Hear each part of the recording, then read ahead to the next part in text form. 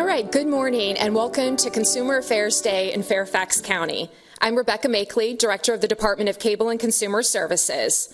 Consumer Affairs Day is an annual event held in Fairfax County to bring together Fairfax County consumers, county employees, internal partners like the county's Silver Shield anti-scam campaign, the Financial Exploitation Task Force, the Eviction Prevention Task Force, members of the Fairfax County Consumer Protection Commission and Tenant Landlord Commission, as well as external partners, some of which are here with us today, including the AARP, Legal Services of Northern Virginia, and the Virginia Department of Treasury. On February 6, 2024, Chairman Jeff McKay and Mount Vernon District Supervisor Dan Stork, through a joint board matter, recognized March 2024 as Alternative Dispute Resolution Month in Fairfax County. ADR is used in various ways throughout Fairfax County to foster effective and efficient government, such as through the Alternative Dispute Resolution Program. This year, ADR is recognizing Fairfax County Consumer Affairs for using voluntary mediation services to resolve issues constructively and fostering positive relationships. I am now happy to introduce Fairfax County Board of Supervisors Chairman Jeff McKay to present today's proclamation. I would also like to invite Kristen Woodward with ADR to join me at the podium.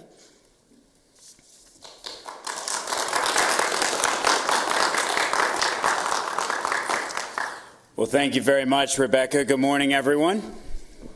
Louder. Good morning, everyone.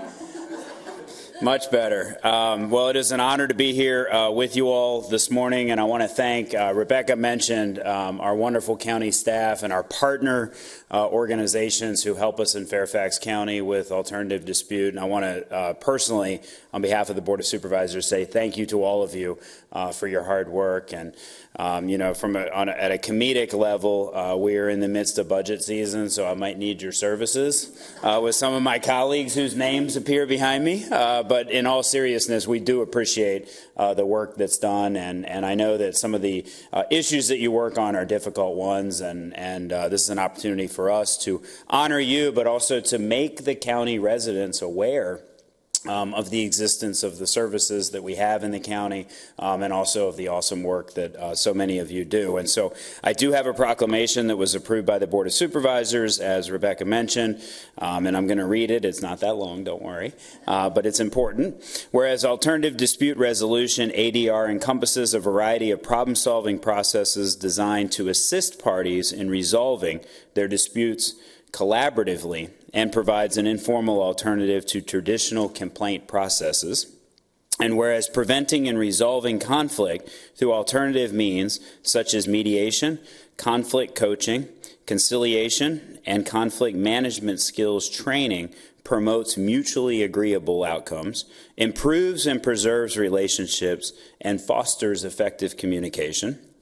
And whereas Fairfax County utilizes alternative dispute resolution processes in various ways to foster effective and efficient government, such as through the Alternative Dispute Resolution Program, which helps prevent and address issues of workforce and interpersonal conflict, and through various agencies that include the Office of Human Rights and Equity Programs, Fairfax County Courts, and Cable and Consumer Services. And whereas we recognize Fairfax County Cable and Consumer Affairs for their use of alternative methods of dispute resolution and empower consumers in resolving issues constructively with businesses, address tenant-landlord issues, regain valuable financial resources, and help prevent the overburdening of the court system. Now, therefore, be it resolved that the Fairfax County Board of Supervisors, on behalf of all residents of Fairfax County, does hereby proclaim March 2024 as Alternative Dispute Resolution Month in Fairfax County and urges all residents to recognize the many benefits of alternative dispute resolution programs and the valuable role of staff and volunteers who facilitate alternative methods of resolving conflict constructively across Fairfax County. And this is signed by myself, of course, Chairman of the Board of Supervisors, as well as Dan Stork, my partner, and Mount Vernon District Supervisor, who also brought this proclamation forward on behalf of the entire board. And so congratulations to all of you. Keep up the fantastic work. Sure. Now I'd like to invite our Consumer Affairs and our ADR staff to join us for a photo.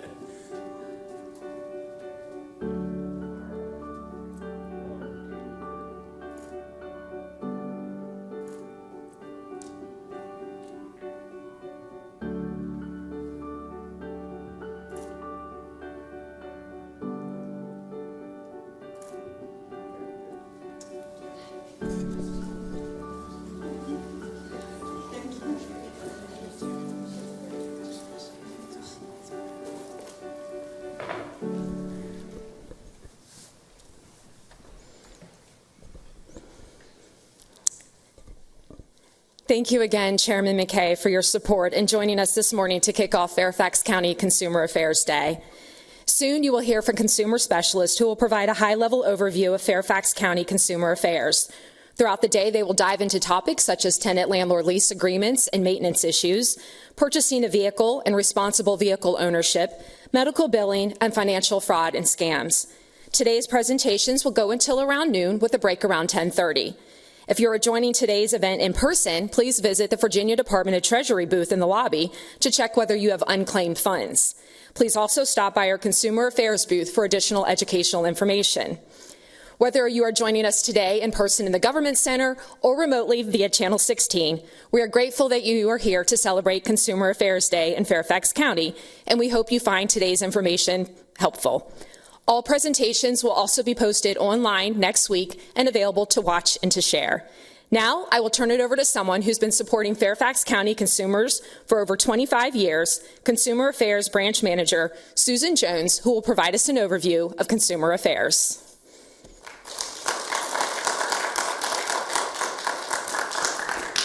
Welcome, everyone. My name is Susan Jones. I am the branch manager of Consumer Affairs, and like she says, I've been doing this job for 25 years.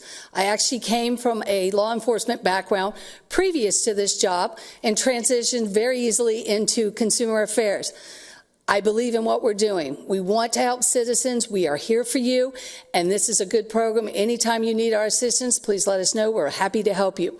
Today, I'm going to talk about Consumer 101. Now, everybody's a consumer. How many of you all stopped today to get some coffee on the way here?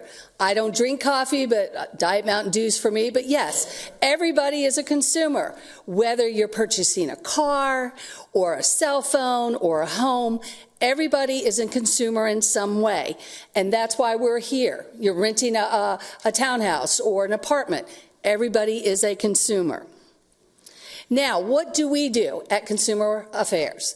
We mediate complaints for consumers, tenant, landlord, and cable issues.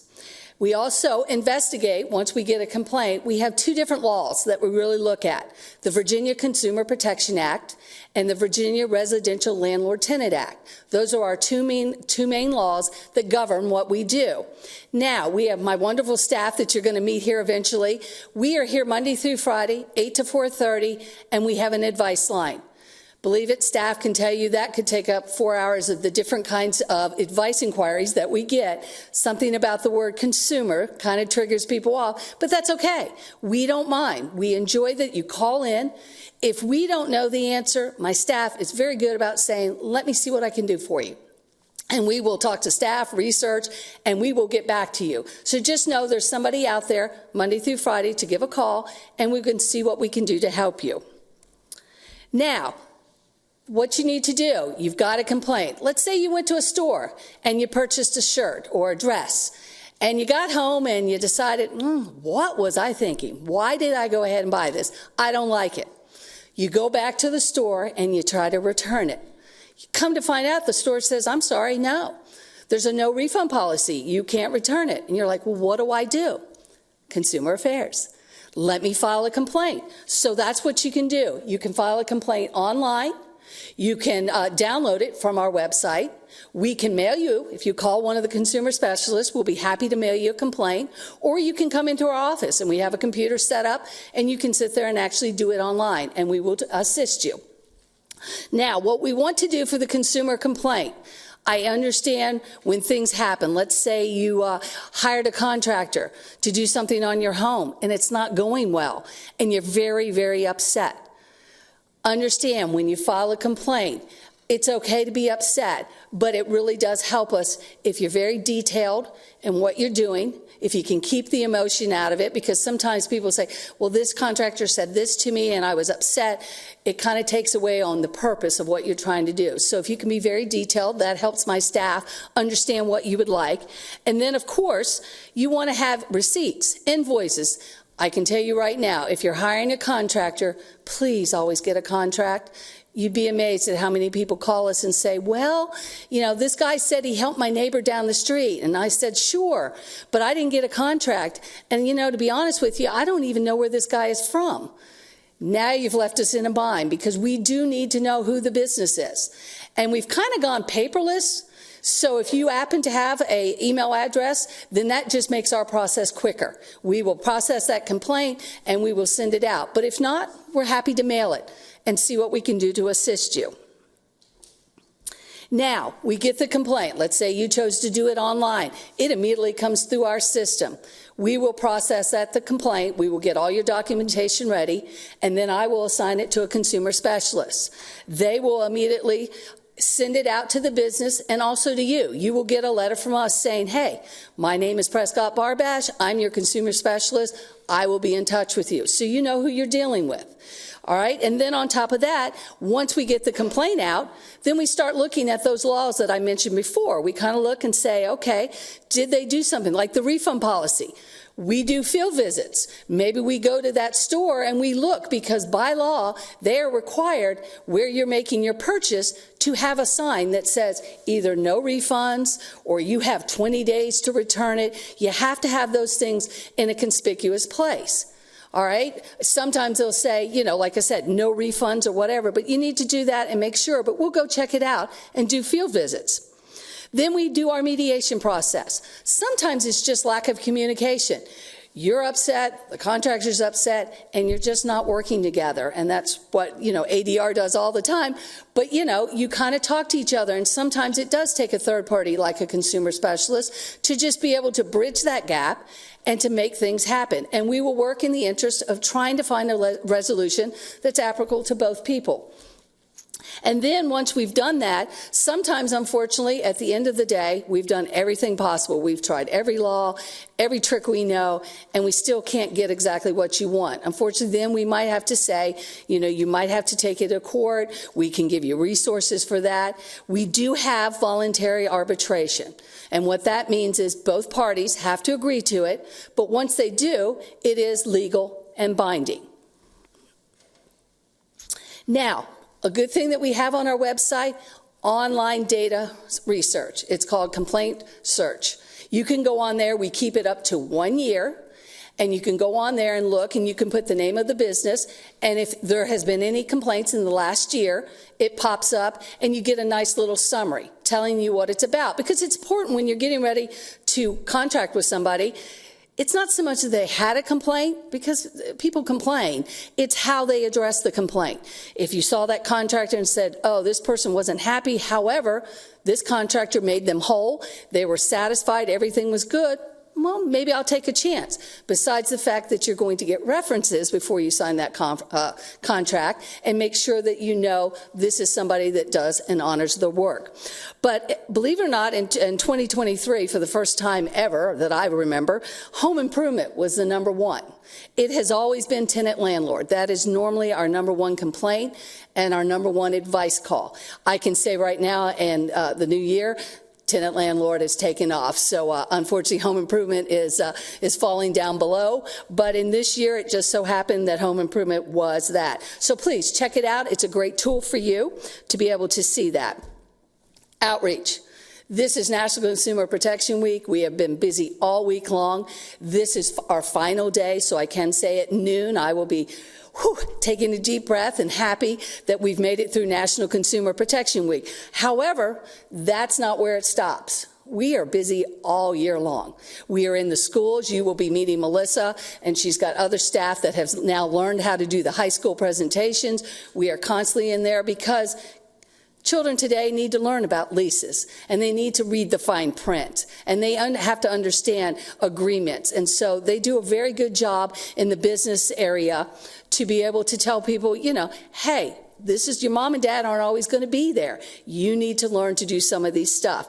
And as you can see, we do a variety of other programs. We do scams. In fact, today we're doing vehicle purchasing. We have funeral planning, online shopping. If your group, for some reason, would like for us to come and they've got a topic, we'll see if we're able to accommodate you, and we'll be happy to come out there. Like I said, we go to community centers, HOAs, senior centers.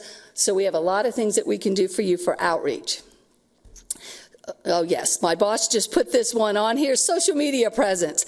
I have a Facebook Live. It's actually, this program is being shown on Facebook Live, but I have a program called Consumer Connection. And once a month, I invite a different guest. Sometimes it's my staff, sometimes it's county agencies, and they come and they tell me about what they're doing and what's important. We've recently had the libraries. Sharon, who you will also meet, she last month did romance scams and also promoted our National Consumer Protection Week. So you can see we have a lot of good things. You should join us on Fairfax County Consumer Affairs for Facebook. And then today, I know we have out in the audience, we have two commissions that we support. One is the Consumer Protection Commission, and the other is the Tenant and Landlord Commission. And I do see Chairperson Chamberlain is in the office from the TLC.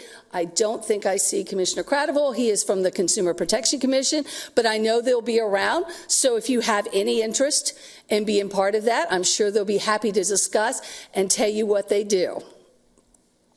Now, little bragging on what we did in the last year. I mean, COVID was tough for everybody. And I mean, you know, we were not in person. We like in person. I mean, we will do virtual if that's what you want, but we like to get out there just like today and talk to people and face to face. And when you've got a problem, I love to look you in the eye and say, well, this is what I can do for you, or it's not us, but here's who I recommend you go and talk to. So in the last year, we've started to really pick up. We did over 7,700 case inquiries. That means complaints and the advice line. Then on top of that, we also recovered over 460,000 in cash, goods, and services for consumers.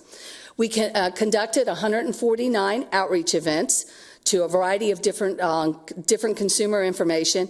And as my boss said at the beginning, we also partner with Silver Shield, Financial Exploitation Prevention, and the Eviction Prevention Task Force. So we get out there, we're talking to each other. The county, we love to know what other agencies are doing, because somebody might walk in our, like I said, the office and say, I've got this problem and I need to know where to send them. So we're always partnering and trying to understand what others are doing. That is my presentation today, and we will be moving on to our next one. Thank you very much. If you have any questions, like I said, I will eventually be out there. I'll be happy to answer anything that you have. Thank you.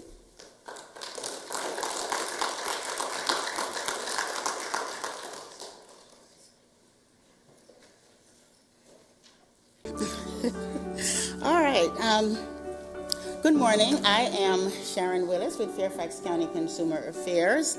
And prior to working with Fairfax County Consumer Affairs, I worked with the Department of Housing and Community Development, at which time I gained in-depth knowledge and skills regarding tenant and landlord issues. I am very excited to be here today to help you understand tenant and landlord issues. All right. Who here has ever rented an apartment or a house? Show of hands. Great. How about, have you ever purchased a home for rent? No? Okay. All right. Well, today we're going to take a deep dive into the terms and conditions in an apartment. For today, the overview that we're going to look at is parties involved in a lease agreement. We're going to talk about the property descriptions, lease terms and conditions. We're going to also delve into the financial aspects of the lease agreement, such as the rent payment, additional fees and security deposit, landlord and tenant responsibilities and obligations, and utilities.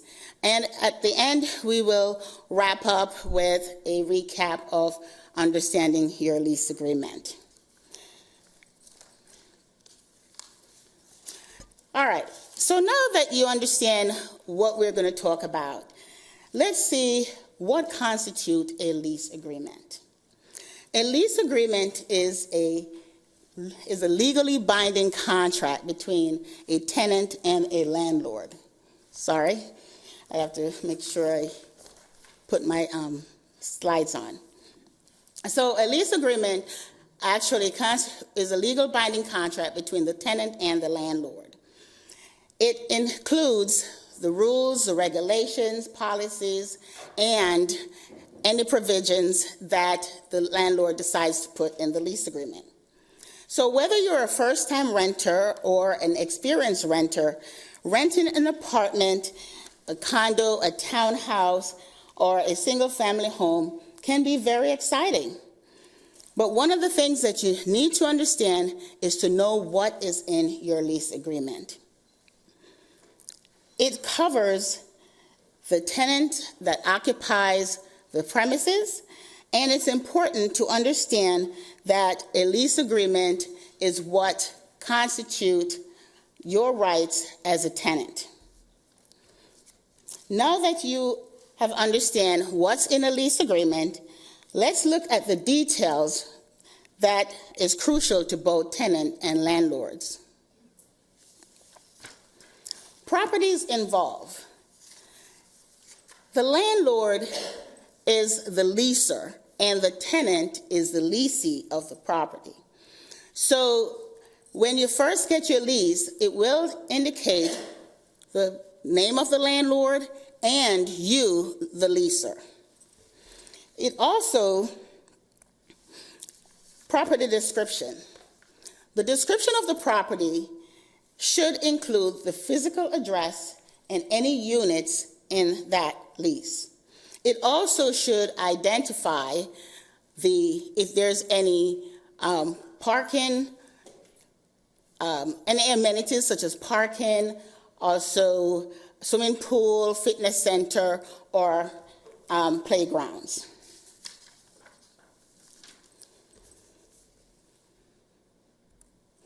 Some of the most common lease terms is the length of the lease agreement. The length of the lease agreement specify that the lease is usually 1 year lease, which is 12 months. It has to have a commencement date, an expiration date, and also the date that you sign the actual lease agreement. It is also important for you to know what the policies are within the lease agreement. And you want to make sure that you pay special attention to if there's clauses in the lease agreement that considered, say, renewals or rent increases. Rent payment.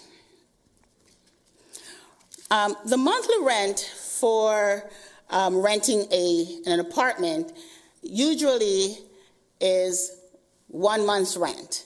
It's actually, rent is due on the 1st of the month and late after the 5th of the month. Some landlords will give you an allowable grace period up until the 5th of the month. But just know that after the 5th, rent is late. And what you don't want to do is pay your rent late. So what most landlord does is they provide you with electronic payments. They use methods such as Rent Cafe, Rent Portal. They also use apps such as Venmo and PayPal for you to pay your rent. And paying your rent on these electronic portals will eliminate paying your rent late.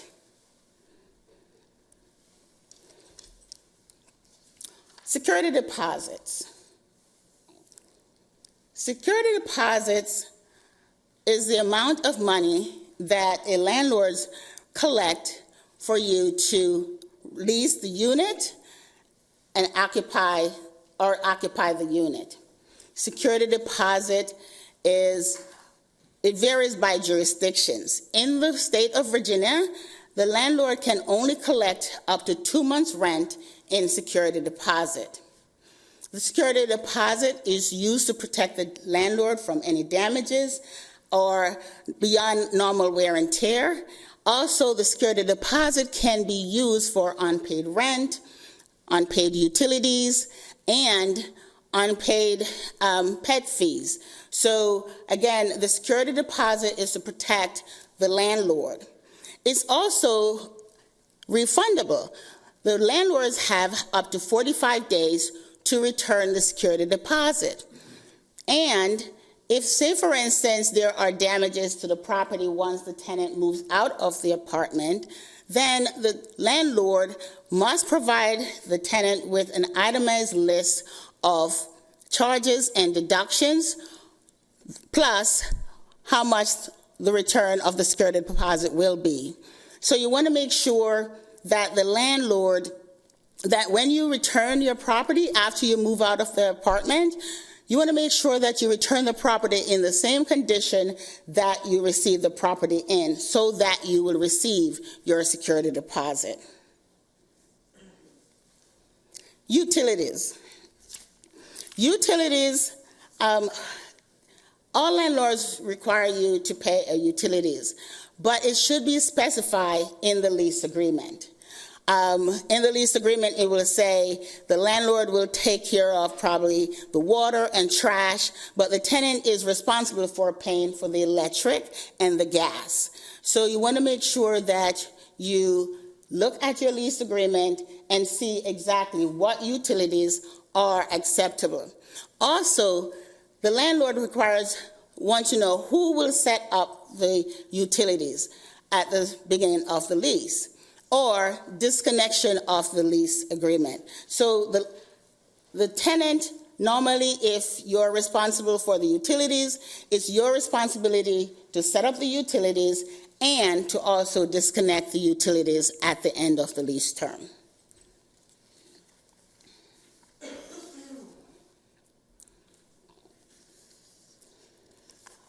Additional rental fees. There are late fees, there are parking fees, rent check fees, and credit check fees, and rental application fees. However, if a tenant is responsible for paying these fees, the landlord must disclose of this information in the lease agreement. In accordance with the Virginia Residential Landlord and Tenant Act, the late fees for rent could be up to 10% of the amount, or 10% on the unpaid balance of the lease, whichever is less.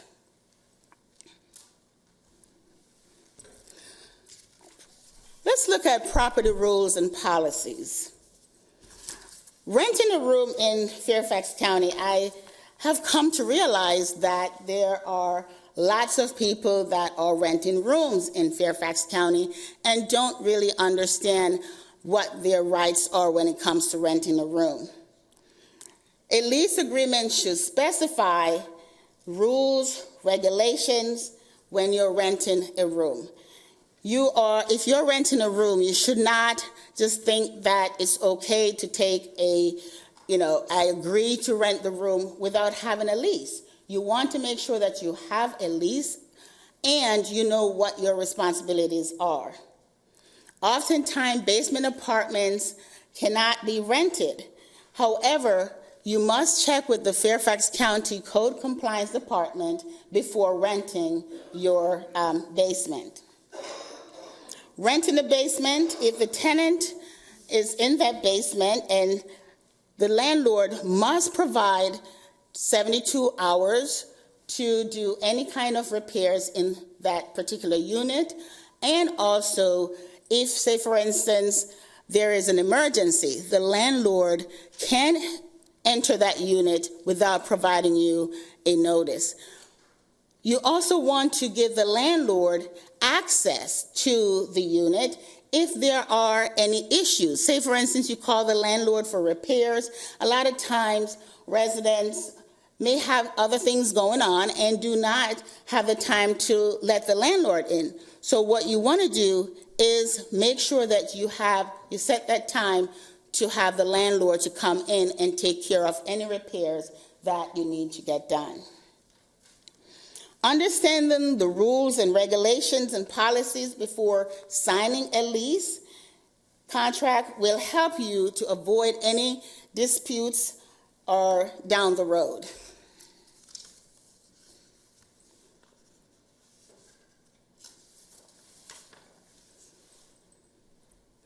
Tenants' responsibilities, rights, and obligation. A tenant is responsible to fulfill the duties of the lease agreement. And one of the things that a tenant first want to do is make sure that you pay your rent on time. You want to keep the leased property clean and sanitary.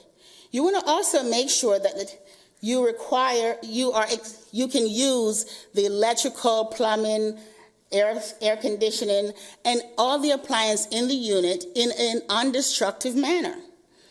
Comply with the building codes and any for health and safety reasons.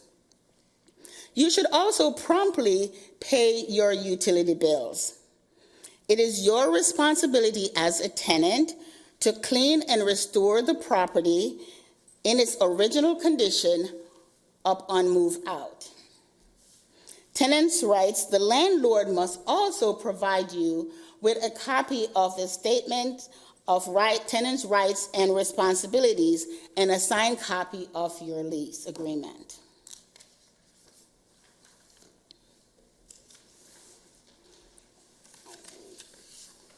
Responsibilities of the landlord. Now, the landlord is responsible for collecting the rent, for evicting a tenant for non-payment of rent or a lease violation, enters the unit in emergencies that threaten the property, enters the unit for scheduling of repairs, necessary repairs, maintain the unit in a habitable conditions, and return of the security deposit minus any costs or deductions to the tenant. One of the things that I would like to say is landlord must respect the privacy of all tenants. Disclosures. A landlord must disclose to prospective tenants and applicants if there are histories of bed bugs or lead-based paint and mold in the unit. A landlord also cannot force a renter to waive their rights to sue the landlord, refund security deposits, or discrimination. Any discrimination based upon race, sex, religion, disabilities, or sexual orientation, or other protective class are illegal under the Fair Housing Act. And landlord must adhere to the laws that provide fair and equal treatment to all tenants.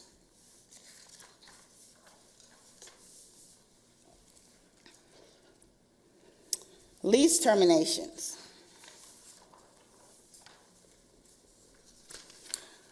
Before a landlord can terminate a tenant, the landlord needs to provide a written notice to vacate. A lot of times, the expiration of the lease, if you're in a one-year lease, the landlord will provide you with a 60 days notice that they are not going to renew your rent or the lease terms. For non-payment of rent, the landlord also is required to provide you with a notice for non-payment of rent. And they can also give you 5 days to pay that rent, or it states that you can also give you a 30 days notice to vacate. If you are unable to pay the rent during the period time, what happens here is that the landlord can start the eviction processing. Violation of the lease. Say, for instance, you have an unauthorized pet or an unauthorized tenant in the unit. The landlord can provide you with a 30 days notice so that you have that 30 days to either cure the unauthorized pet or the unauthorized tenant in that apartment.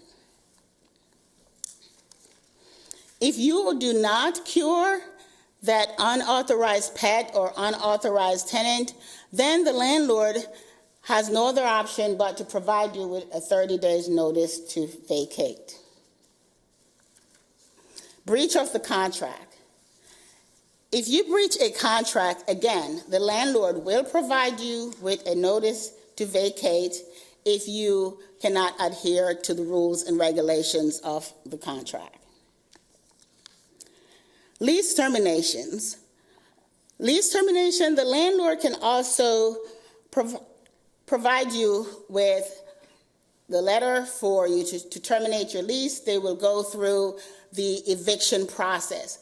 If you're in a lease, or say, for instance, you don't have a lease, the landlord cannot just put you out of the unit without providing you a notice to vacate and start a court proceeding. Also, a tenant can terminate their lease agreement for things such as the landlord fails to maintain the unit in a habitable condition, enters the unit without providing a 70 days notice, 72-hour notice, and if you are an active member of the military, victims of domestic violence, if the landlord mutually agrees to a lease agreement, to a lease termination, it can be done mutually and both parties can negotiate. If a fee is required, it's usually 1 month's rent plus a 30 days notice for you to vacate. Landlords are prohibited from evicting tenants in retaliation or discrimination reasons, and they may not unlawfully exclude you, the tenant, from the premises, interrupt any essential services, or make the unit unlivable.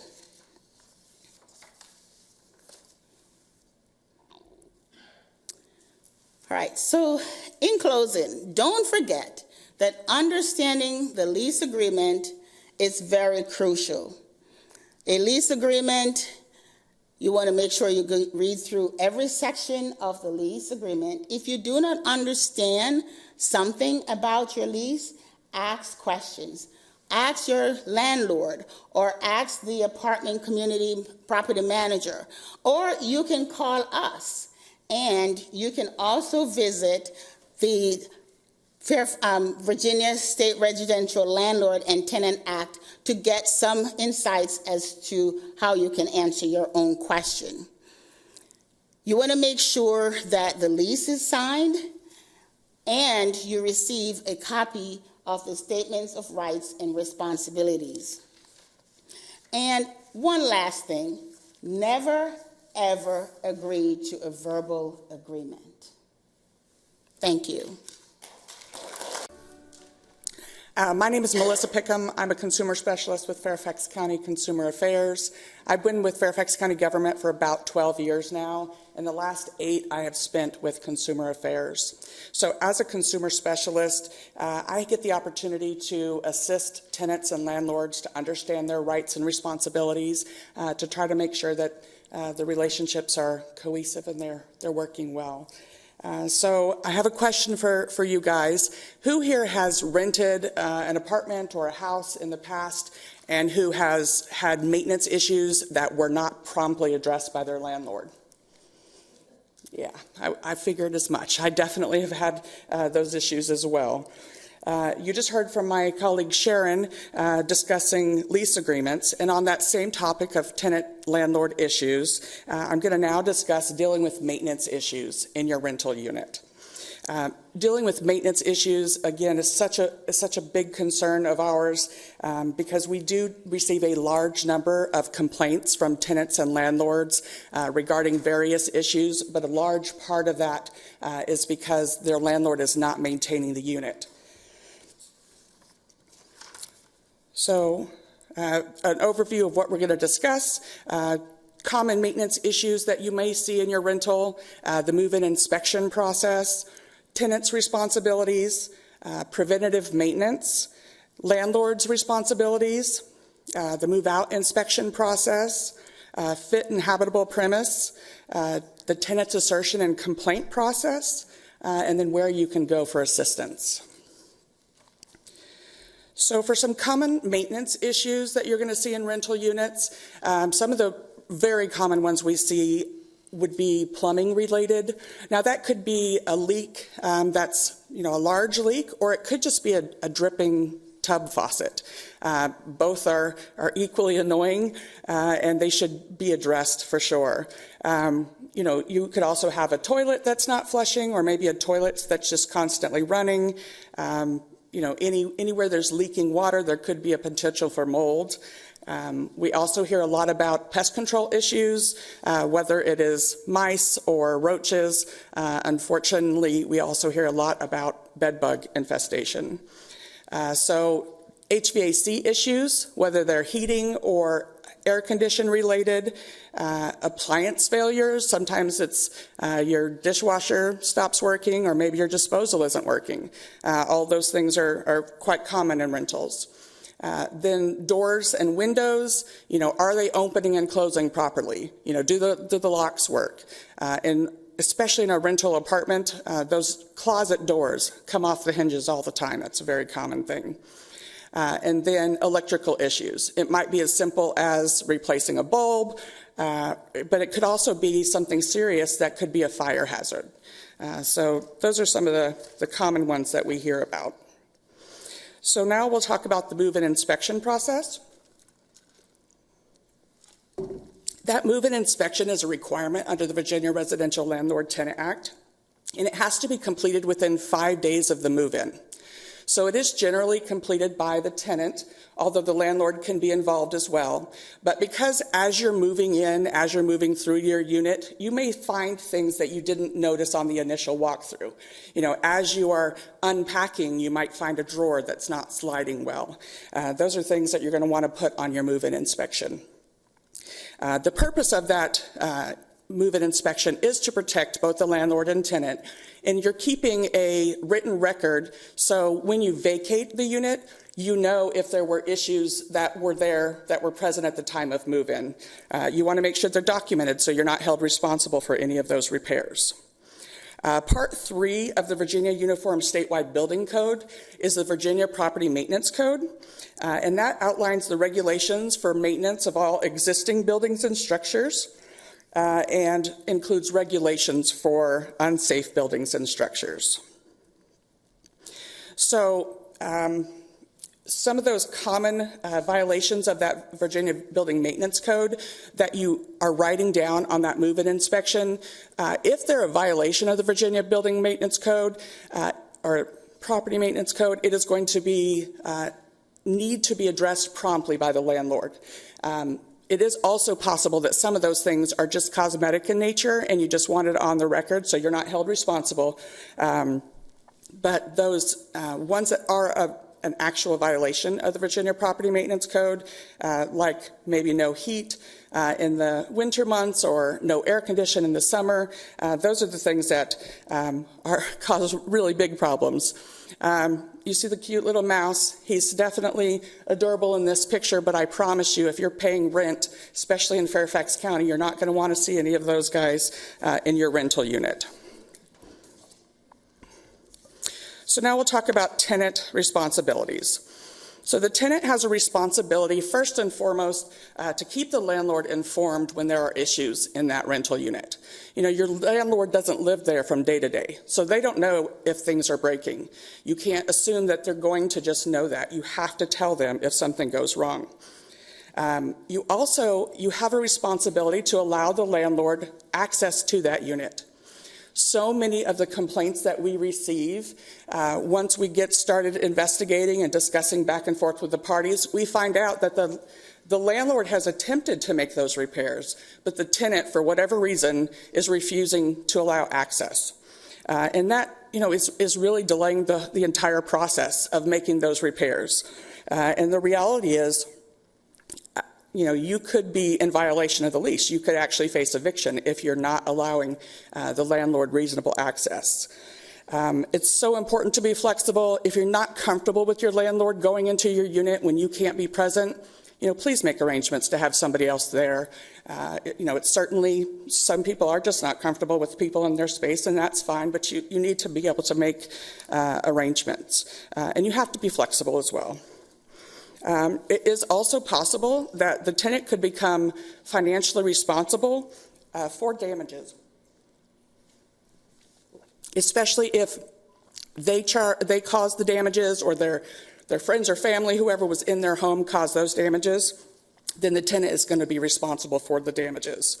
But that also goes for the tenant could be financially responsible for the damages that they failed to report, because if you're not reporting it, it might be a leak underneath the sink.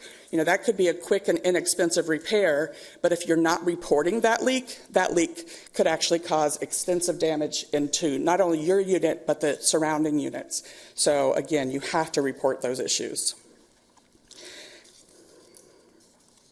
I actually mediated a complaint with a woman who really just needed to understand what her rights and responsibilities were.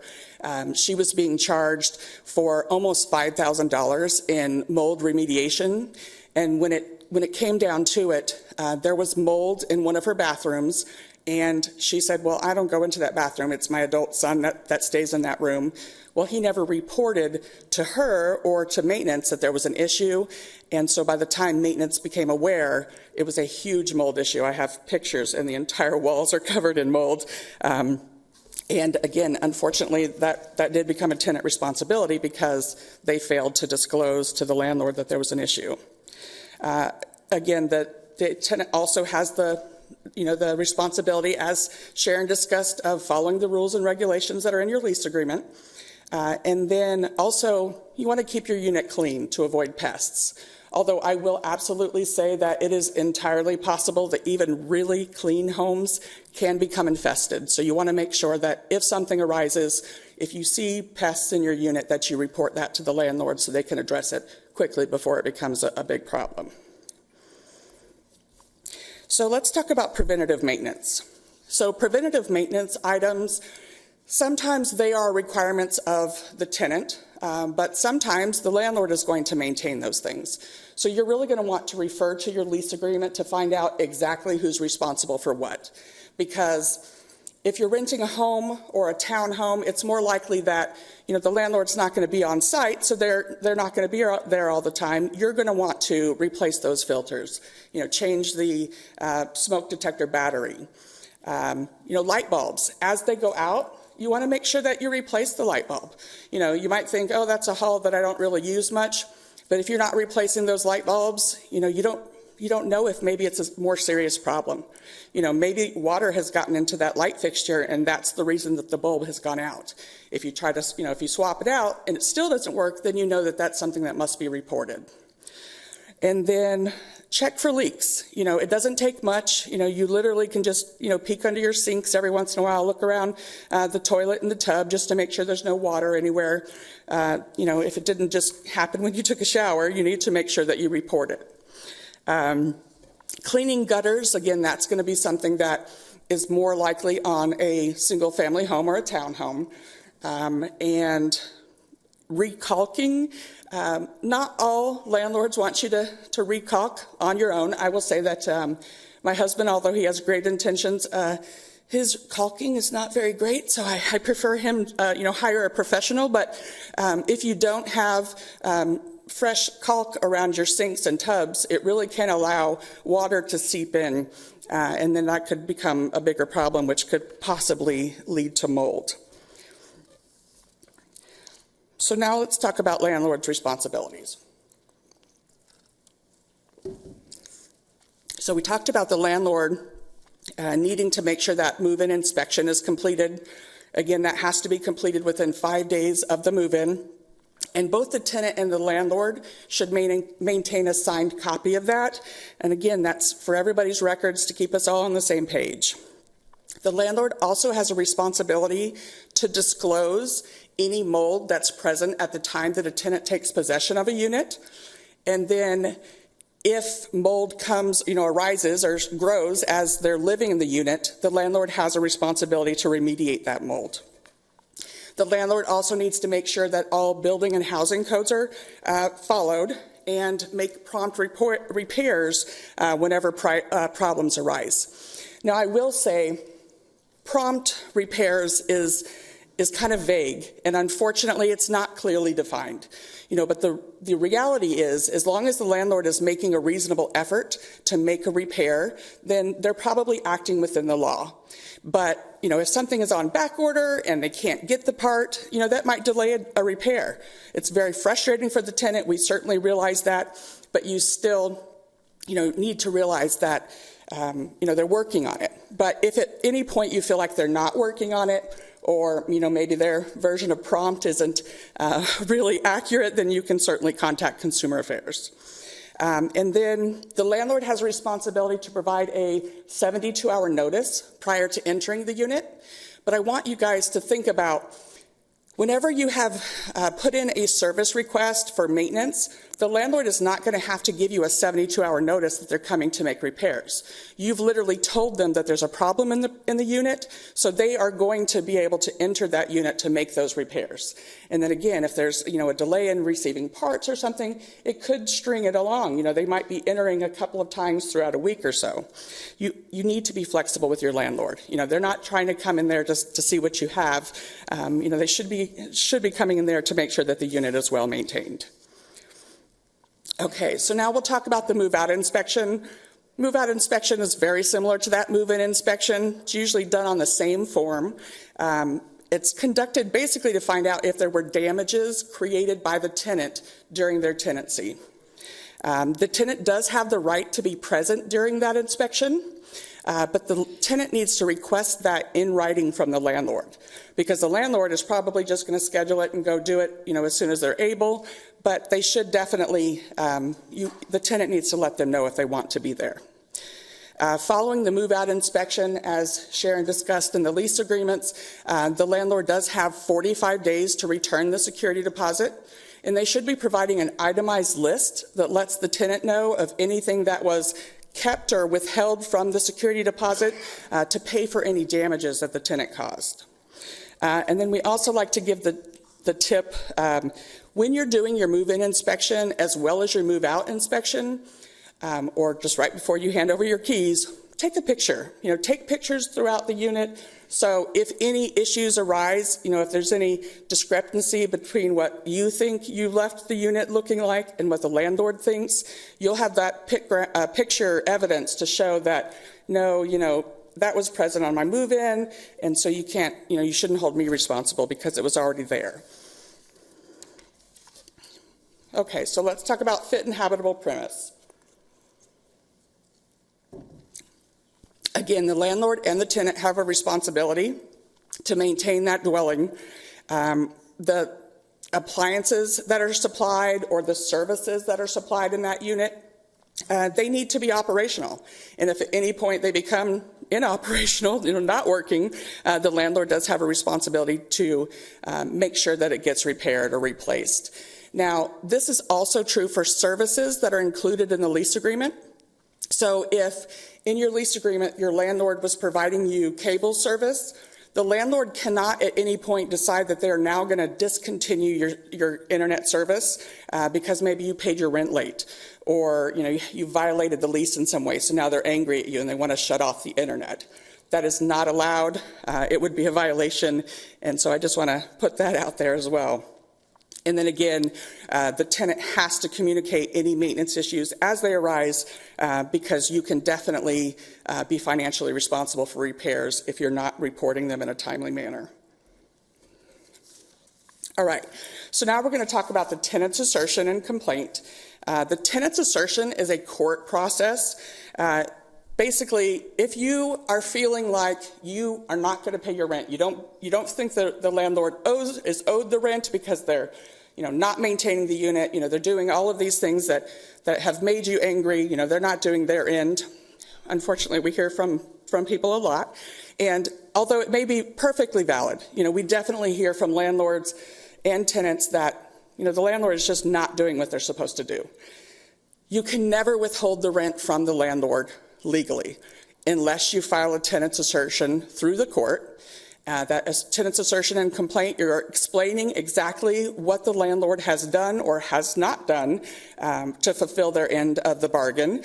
And so you are basically asking the court for a hearing date. So you have the opportunity to go before the judge, and the judge is going to listen to both parties, find out exactly what's going on, and then the judge is going to determine whether or not the tenant is owed back some of that rent money, or if the landlord is entitled to the rent money because maybe they were trying to make those repairs in a reasonable time.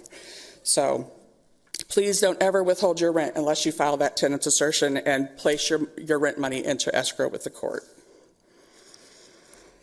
Okay, so again, just kind of summarizing everything we've discussed, it's very important that the tenant and landlord work together. The tenant has a responsibility to inform the landlord anytime things are broken or going wrong in the unit. You have to be in communication. But on that same note, you have to allow the landlord reasonable access. Far too often, I talk to tenants who, I want to be there, and, I work 9 to 5. Well, unfortunately, most businesses operate during that time as well, so we can't expect them to go outside of normal operating hours to complete maintenance. So you have to be willing to work with the landlord to allow them to make those repairs. So where you can go for assistance: anytime you have a tenant-landlord issue, please contact Fairfax County Consumer Affairs. That really is what we're here for. Because of my property management background, it's something that I'm extra compassionate and have passion for. So I enjoy talking to those tenants and landlords to try to help them through, what can be some of the worst times of their life. So from Monday through Friday from 8 to 4:30, you can call and speak to a consumer specialist like myself or Sharon or any of the other guys, and ask us any questions that are tenant-landlord related or consumer business related, and we will try to help you navigate what can be very difficult. You can also file a complaint directly on our website, or you can give us a call at 703-222-8435. Another very important place you can go when you're having these tenant-landlord maintenance issues is the Department of Code Compliance. Again, they enforce that uniform statewide building code and the Virginia Property Maintenance Code. So they are the ones with a little bit more enforcement authority, and they can require that those repairs be made, and then they can actually fine the landlord as well if they're not making those repairs. So give them a call, or you can email them at codecompliance@fairfaxcounty.gov. So that's all I have for you guys today. Again, please feel free to give us a call Monday through Friday from 8 to 4:30. And if you don't get an answer on the first call, we're going to call you back that same day because it's really important to us to help out. Thank you very much. Good morning, everyone. My name is Candace Hicks. I'm with Fairfax County Consumer Affairs. I'm a Consumer Specialist 1. Prior to my employment here, I was a parole and probation officer for the state of Maryland for approximately close to 10 years. And today I'm going to do a presentation for you all on medical billing. So how many have visited their primary care doctor lately? Okay. Been to ER? Urgent care? So that's all of us. So with our bodies, we have to go to physicians for maintenance, just like you go for maintenance for your car. You have to keep maintenance on your body because your body can get ran down as well. So this is an important presentation for all of us to note. Today's medical billing overview includes Consumer Financial Protection Bureau, CFPB, interesting facts about medical billing and collections among older Americans, common medical bill problems, inaccurate medical bills, the impact on consumers, and tips for reviewing medical bills for accuracy. Because after all, why pay a bill that you don't owe? In these days and ages, we want to keep more money in our pocket than to spend out more money. So medical billing collections among older Americans specifically. Adults 65 and older reported $53.8 billion in unpaid medical bills. Nearly 70% of these older adults with unpaid medical bills reported having medical insurance coverage from 2 or more sources such as Medicare, Medigap, TRICARE, or their employer-based coverage. Older adults face a complex billing system with a high likelihood of errors and inaccurate billing. Complaints submitted to the CFPB involving Medicare cite inaccurate billing as a source of unpaid medical bills and collections. Consumers who reported having multiple sources of insurance were especially likely to note problems with inaccurate billing. Millions of older adults, 65 and older, are covered by Medicare and Medicaid. These individuals are known as duly eligible beneficiaries. Most duly eligible beneficiaries should have little or no out-of-pocket costs for Medicare-covered care. There are federal, state, and law that prohibit providers from billing certain duly eligible beneficiaries from payment beyond a nominal copay set by the state, if any. Despite these protections of the law, older adults with Medicare and Medicaid are still more likely to report unpaid medical bills than the general older population. CFPB findings suggest that providers are billing older adults with dual beneficiary for amounts that they do not owe. Providers and billers refer inaccurate medical bills to collections, and it often affects the credit reporting, which results in significant consequences for older adults, health and financial security.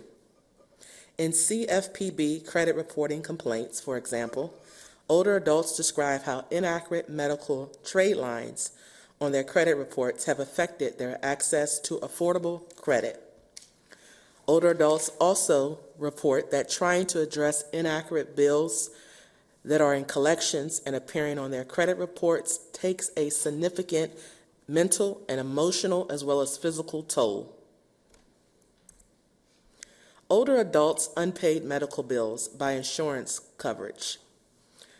These statistics, the most recent statistics, are from December of 2020. The total amount of unpaid medical bills reported by older adults increased by 20% between 2019 and 2020, from $44.8 billion to $53.8 billion. The average and the median amounts in unpaid medical bills reported by older adults were also higher in 2020, $13,800 on average and $1,500 the median. And in 2019, $11,700 on average and $1,200 for the median. These increases are higher than the growth in Medicare premiums and greater than overall Medicare and health spending observed between 2019 and 2020. They are also surprising given that older adults who reported unpaid medical bills in the survey also reported fewer medical visits to their primary care and lower out-of-pocket expenses in 2020 than in 2019. The persistence of unpaid medical bills, even among older adults with more comprehensive insurance coverage is at least in part the result of inaccurate billing. Inaccurate billing, as noted in prior CFPB work, are referred, as I mentioned earlier, to debt collectors and reported to credit bureaus, with many consequences affecting the older adult population for housing and possible employment and their credit. Prior CFPB work and other studies have also documented the high complexity of the medical billing system and the effort required from consumers to navigate the medical billing system and correct any errors they may find. Lastly, the amount of unpaid medical bills increased among older adults despite notable recent improvements in the health of older adults with Medicare and the reduction of Medicare coverage gaps for older adults and enhanced assistance programs for low-income beneficiaries for the last 20 years. Now let's talk about some contributing factors toward medical bills and medical debt. Out-of-network charges, deductibles, and other cost sharing, services that are not covered by Medicare, frequent and complex medical care, limited income, as well as medical billing errors. As I mentioned, several factors contribute to unpaid medical bills. Older adults are more likely than younger adults to have multiple chronic health conditions that require complex care. Providers use high-intensity medical billing codes to seek reimbursement for higher level of care. These billing codes provide for larger payments, but they also require detailed documentation. Medical claims using these codes are facing greater scrutiny from insurance companies due to concerns about upcoding and overuse, as these factors are commonly associated with billing errors and claim denials. They are also more likely to live with, older adults are also more likely to live with multiple chronic health conditions that require frequent medical visits and complex care. Older adults are also more likely than adults ages 18 to 64 to experience functional limitations that reduce their ability to detect and correct inaccurate bills. As a result, they may be more likely to experience errors and inaccurate medical bills, and the challenges associated with credit reporting and collections on such inaccurate debts may affect them disproportionately.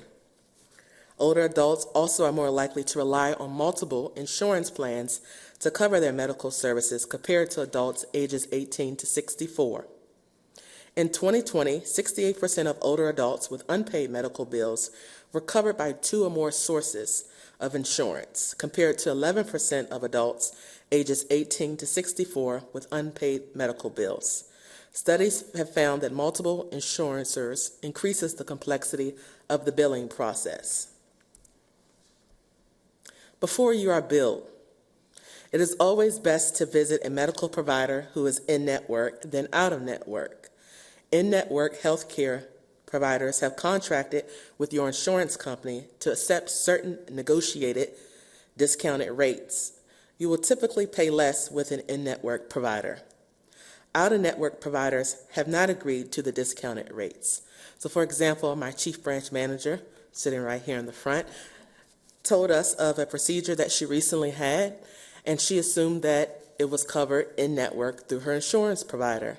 Once she received the bill, she found out that not all the parts of her procedure were covered by her in-network provider. Some was out-of-network. So she was able to dispute the bill to get it down to a significant amount where it was affordable. So it's important, no matter what procedure you get done, that you check to see if every part of that procedure, every physician that may be in that room, is covered by in-network.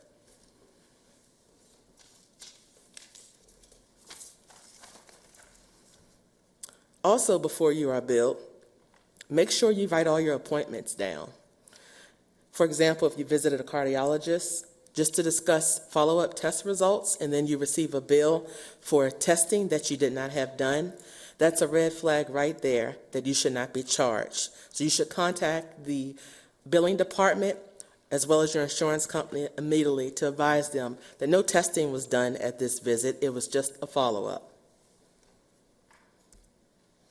In addition, before you are billed, Before going into a hospital, find out what your out-of-pocket expenses is going to be. Find out what's covered in network, what's out of network. Ask what room and board charges are going to be covered. In addition, bring your slippers, socks, tissues from home. Why pay the hospital's socks, slippers, when you can bring your own to save some money?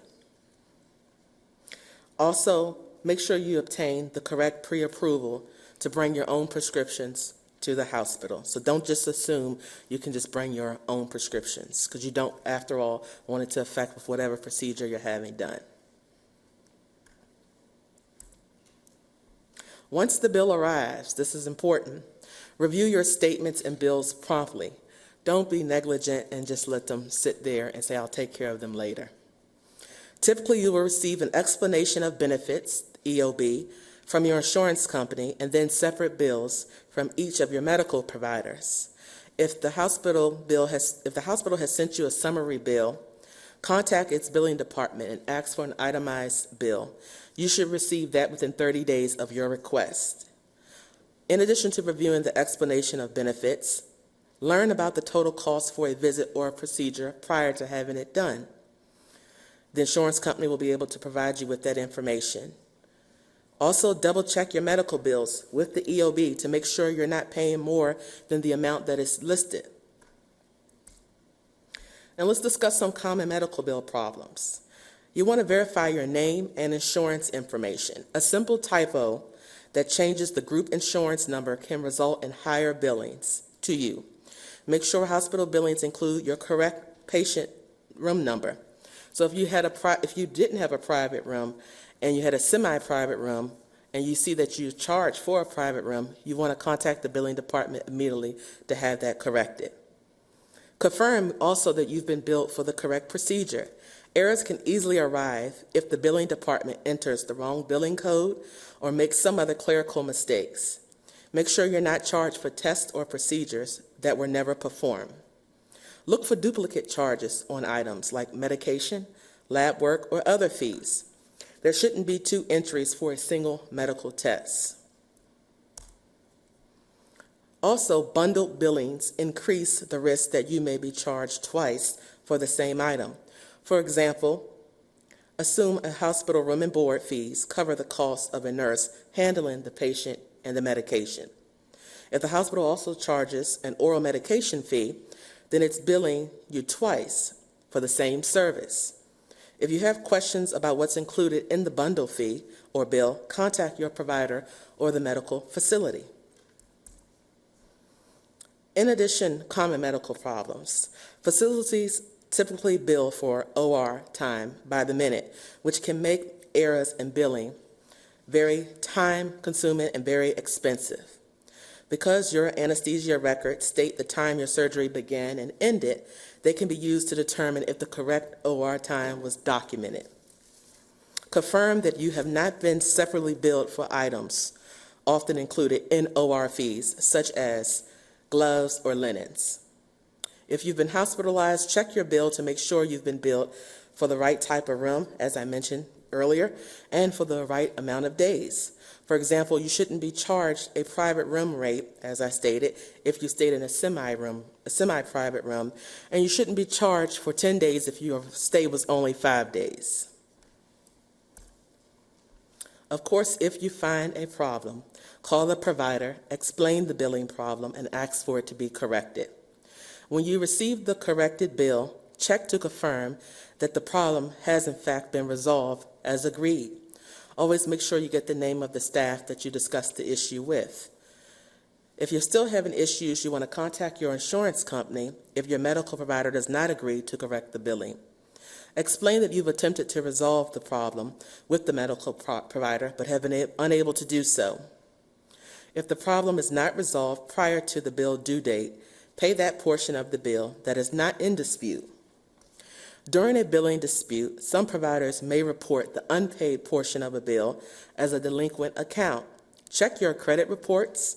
If the disputed portion has been reported as delinquent, write a concise explanatory statement of dispute and request that the consumer reporting companies add it to your credit report. More information about credit reports and credit reporting agencies is available at the U.S. Federal Trade Commission at www.ftc.gov.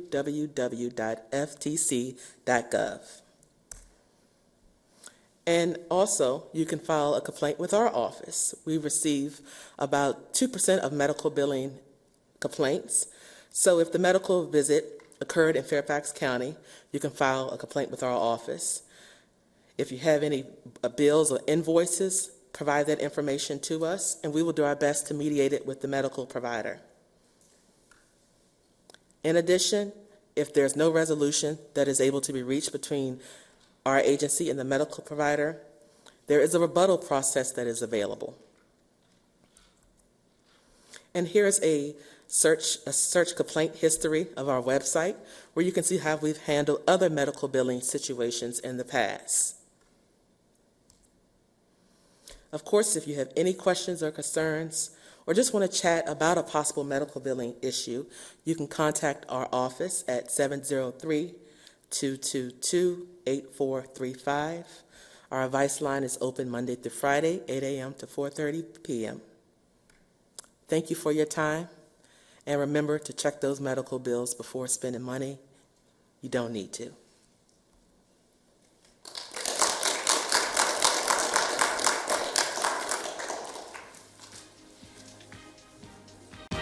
Good morning.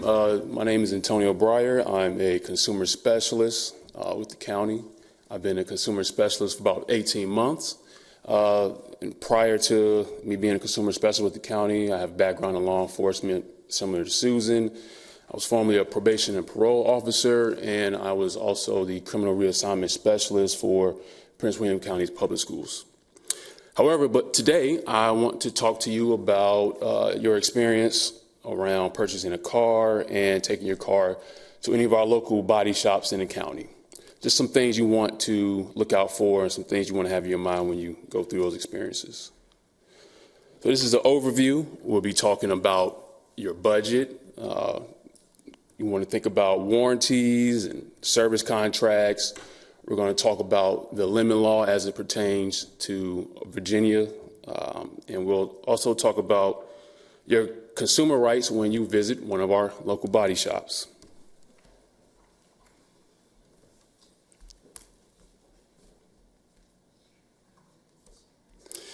So first I want to talk to you about your budget, right? So you have several options on how you're going to purchase your car.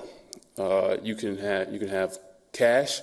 You can pay with it with a loan from your credit union or your bank. Or you can secure financing through the dealership. When you secure financing through the dealership, they may offer you some incentives, like to reduce the purchase price on the vehicle or low to no interest on that loan.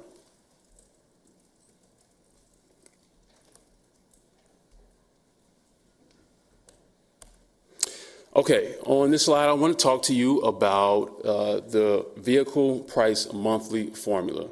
So most times when people go into the car buying transaction, they only think about purchasing the car based on the monthly budget, which is good, but you want to have a better understanding of how much money you're actually spending when you take a loan out. So in this example, you have a purchase price of $25,000. You have an interest rate of about 8%. And the length of the finance loan, the term of the loan, is 60 months. So when you take all that into account, you're ultimately spending approximately $34,000. Now, if you're any good at math, you will see that you're spending just $9,000 to take a loan out to buy that $25,000 car. Just something to consider when you choose the financing option when you purchase a car. On this slide, I want to talk to you about some resources that you want to look at when you want to learn more about the car you want to get. So firstly, you can get your vehicle's history by visiting the National Motor Vehicle Title Information System at this website. And you also want to get some information about the car's accident history and the repair history. So whenever a vehicle is in a car accident or they take the car in for a body shop, they enter their information into one of these registries.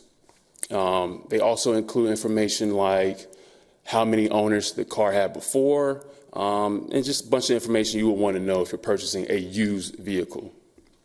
You can go to AutoCheck, Carfax.com, or even VinAudit.com. And then lastly, you want to check to see if the vehicle has been recalled. You can do this by simply going to the National Highway Traffic Safety and Administration website.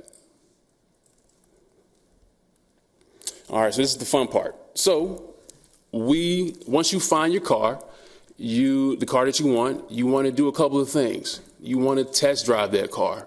So when I talk about test drive, I'm talking about you want to get a car that fits you and fits the thing that you're trying to do with that car. So take me, for example. If I'm purchasing a car to primarily use it for work commutes, and my commute is about an hour each way, I'm naturally not going to be looking for a car like a Prius. I want something where I'm going to have a bunch of leg room. And you also want to take that vehicle on different terrains. You want to see how that car responds in different conditions. You want to take that car in residential areas, drive 25, maybe 35 miles per hour. And you also want to take that car on the interstate. You want to push that limit up to maybe 55, 65 miles per hour just to see how it handles different conditions. And you also, if you're buying a used vehicle, you want to check out that buyer's guide. So the buyer's guide, I'll show you a sample buyer's guide on the next slide. So it will include information like if the car is being sold as is in that condition, what percentage of the repair costs a dealer would pay if it comes with a warranty. And you also want to just keep the buyer's guide as a reference going forward. So if you look at this picture, we have samples, sample buyer's guides. The one that you can barely see was one we found in a car on a used dealership lot. And on this one, it has the warranty box checked. If we were able to read it, it would tell us exactly what's covered under that warranty, how long the warranty is, if there was a warranty purchased by the previous owner, and if that warranty actually travels with the vehicle when it's purchased by another owner. If the as-is box is checked, the car has no warranty, you're buying it as is, and you can't go back to the dealer telling them that you found a problem with the car if you drove it off the lot. All right, so we have a bunch of warranty options, so we'll go through each of them. So the first one is the bumper to bumper. This is the most comprehensive type of protection you can get. It covers most of the systems in the vehicle and the parts. The second warranty I have here is the powertrain warranty. It covers most of the parts of the car that make it move, including the engine and the transmission and the front and rear wheel driving systems. And lastly, the rust and corrosion warranty covers minimally the replacement of body parts, the rusted through body sheet metal. And we'll talk about service contracts on this slide. So service contracts are a little bit different than a warranty. A warranty is extended by the manufacturer. A service contract, however, is an agreement that you get with a third party, and it'll tell you exactly what type of coverage it has, what parts it'll cover, and how long it lasts. So when you're determining if you need a service contract or not, you want to think about how long you're going to have the car, and if that particular car has issues a lot of people have with that car previously.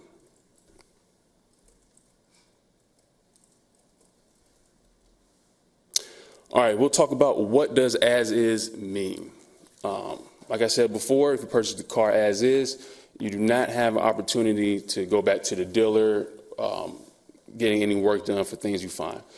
So we get a lot of calls about this in particular. A lot of people buy cars from used dealerships, or they may buy a car from a private dealer, a private seller, and they just don't even understand they're purchasing the car without a warranty. And they want us to help them get some money back or some type of resolution when, honestly, in actuality, is it's very difficult to get to a resolution with someone knowing that they sold you the car as is. They are not obligated to help the problem that you discovered after you drove that car off the lot. All right, on this slide, I want to talk to you about the limit law. So there's a lot of misconception about the limit law. A lot of people think a limit is simply any car you purchase and you, for some reason, have problems with it and you can't get it fixed. But that's not the case. So in the state of Virginia, there are a bunch of criteria that your vehicle has to meet before the manufacturer will consider purchasing the car back. Some of those conditions you have to meet, the car must be a newly purchased vehicle or leased in the state of Virginia, and it must be covered by a warranty. The car must be used for personal uses. It can't be a work vehicle. It can't be a vehicle you use for your side jobs you work on the weekend. And the vehicle has to have a defect that you and the dealership or the manufacturer has been trying to fix either 3 times, and there's no resolve with the issue with that vehicle, and the vehicle has to be in the shop for not a consecutive 30 days, but just a total of 30 days in the body shop, and it can't be fixed.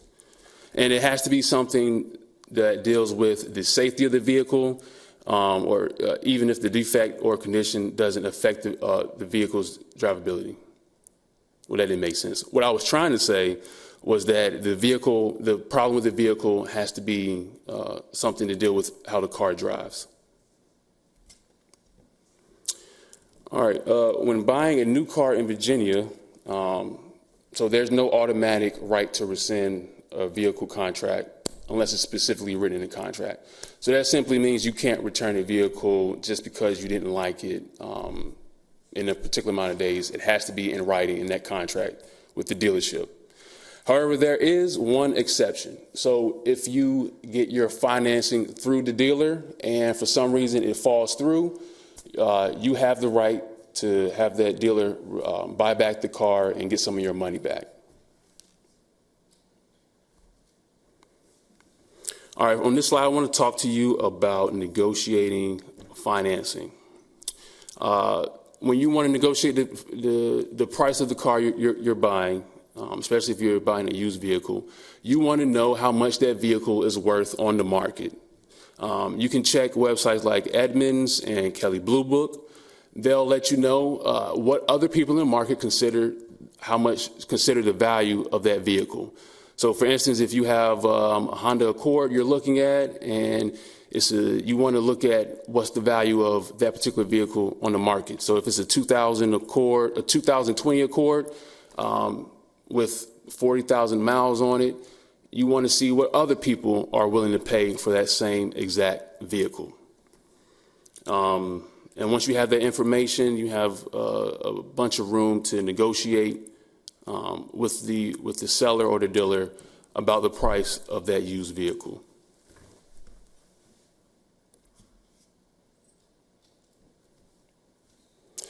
All right, lastly, I want to talk to you about some of your rights when you are taking your car to the body shop. So a lot of people don't know, when you take your car to the body shop in the county, you should see this sign.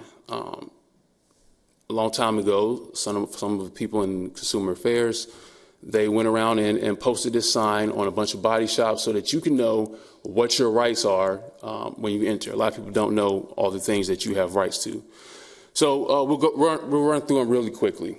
So the first one, it talks about your right to ask for a written estimate. The body shop does not have to give you a written estimate unless you ask for it. And they'll let you know if the estimate costs any money to get that. And the estimate should be broken down into parts and labor. And then you can determine if you want to go with that particular body shop or not. You can go to another body shop and see what their asking price is for that particular job. And on the second one, it talks about charging for an estimate or a diagnosis. So they should tell you how much it costs when you're asking for that particular item. We talked about before how the estimate needs to include the labor and parts broken down. And it also should tell you how long you should expect for your car to be in the shop so you can pick it up. Number 4 talks about how you may not be charged more than 10% above what that written estimate says. So, for instance, if I'm going to take my car to get my brakes repaired, it may cost $2,000 or $3,000, and that written estimate should let you know what the parts and the labor is, and when you ultimately pick your car up, you can't be charged more than 10% of what they put on that written estimate. If they do, you can call us and let us know, and we can start the complaint process. I know Susan talked to you a little bit about the complaint process earlier, but we can run through it a little bit if you want. So, say for instance, you take your car to a repair shop and they give you an estimate for $3,000, and when you pick the car up, they tell you, hey, it was, additionally we found out when we were fixing the brakes that you had to get your transmission fixed. So we went ahead and did it. That's the first mistake. They cannot do that. So that's when you know to call us and to get advice about what to do next. Now, if you called me in that instance and you told me your situation, I would tell you, hey, just let the dealership know that they were not supposed to do that they needed to call you first and get authorization before they went ahead and did that. Because you're expecting to pay just $3,000. You don't want to get there and have to say, hey, where I'm going to find $2,000 to get my car back. So in that instance, we would bring that to their attention in your formal complaint and kindly let them know that if they do not comply with the state laws, this is not just for the county, this is for the entire state, that they need to essentially follow the law. And hopefully we can get to a place to where you get a refund check so you don't miss out on that money. And 5 is important. A lot of people don't know this. So if you take your car to a body shop that you may not really be familiar with, or you may not be really sure if they told you that the work that you needed to get done was exactly what they said. So let's give an example. You are getting your tires replaced. They told you brought your car to the shop and they told you, hey, you brought your car in to get just a state vehicle inspection. However, we discovered that your car needs tires. You could ask for those tires back once you authorize them to put new tires on, and you could take those tires to a mechanic that you actually do trust, and just to make sure that you're not getting scammed or taken advantage of just because you do not know your customer rights when it comes to getting parts replaced. Now, there's a caveat to that. So if the parts are in a warranty for trade-in parts, you will not be able to take that particular part back. You have to give it back to the body shop and send it back to the manufacturer so it can go through their process with that particular warranty. But if you do not take all that information away today, you can always give us a call Monday through Friday, 8 a.m. to 4:30 p.m., and you can talk to me. You can talk to one of the other consumer specialists you saw earlier through the presentations, and we can help guide you through the buying process so it's not taken advantage of, and also through the repair process so that you're an informed consumer. And that's the end of this presentation. Once again, Prescott give us a presentation on scams and how to protect ourselves from scams. Appreciate it.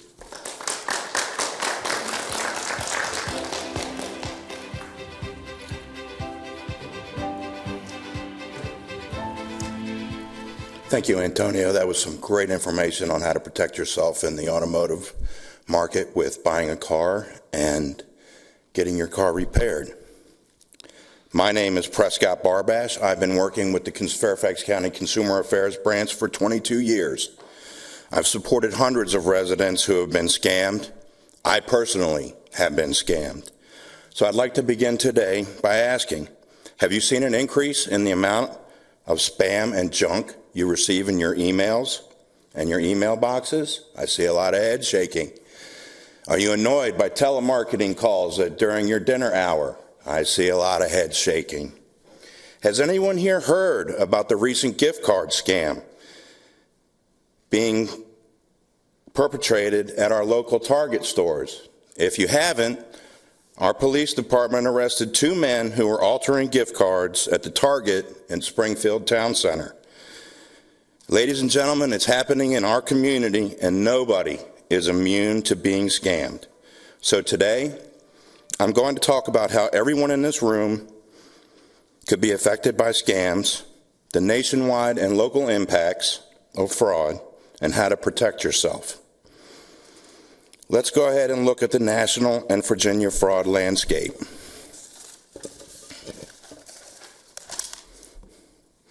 The Federal Trade Commission is known as the nation's consumer protection agency.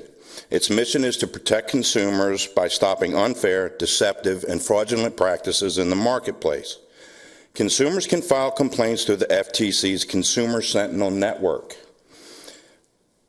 Every year, the FTC issues a statistical report based on data from the Consumer Network, or the Consumer Sentinel Network, to Congress, so Congress can consider establishing new laws to protect consumers in the marketplace.